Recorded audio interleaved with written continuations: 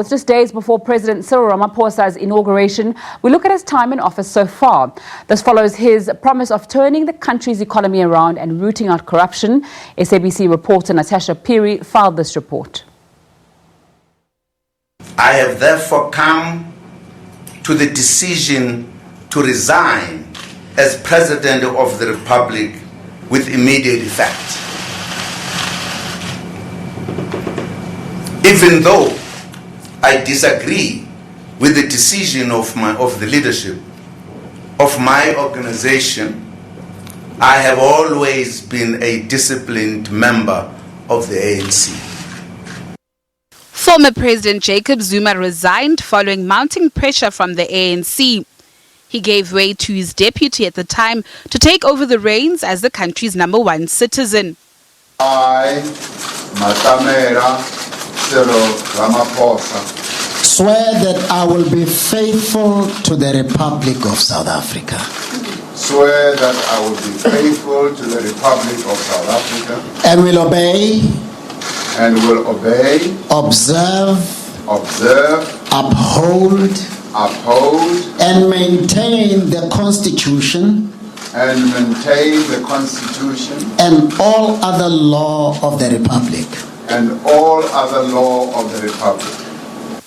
After taking the reins from his predecessor, some of President Cyril Ramaphosa's main priorities are to revive the country's ailing economy and root out corruption.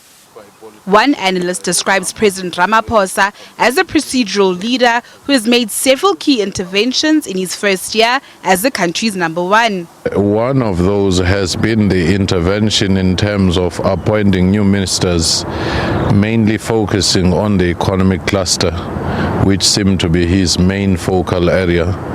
And the second one has been the intervention in changing the leadership of the state-owned companies which are in serious financial and governance crisis. And you also saw some interventions through a very formalized procedural intervention through commissions of inquiry with SARS, with the National Prosecuting Authority and the PIC, and also the commencement of the state capture investigations. After consideration of their recommendations, I have decided in terms of Section 179 of the Constitution to appoint Advocate Shamila Batohi as the new National Director of Prosecution. Civil society organization Corruption Watch has lauded President Ramaphosa's efforts in rooting out corruption, but will be keeping a close eye on him to ensure he keeps his commitment of ridding the country of rogue elements. You know, we feel that he's not been bold enough in tackling the situation in the ANC. And, I think that, may be the greatest obstacle that he faces. And so I think now that he has this electoral mandate where he has been elected personally, he's been elected in an election which he was the head of the party and the face of the election.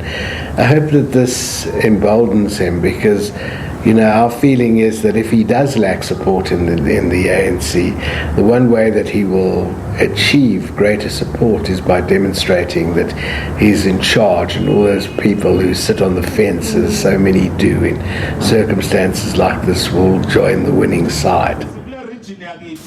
As his job is cut out for the country, his biggest challenge will be to unify and diffuse tensions within the ANC.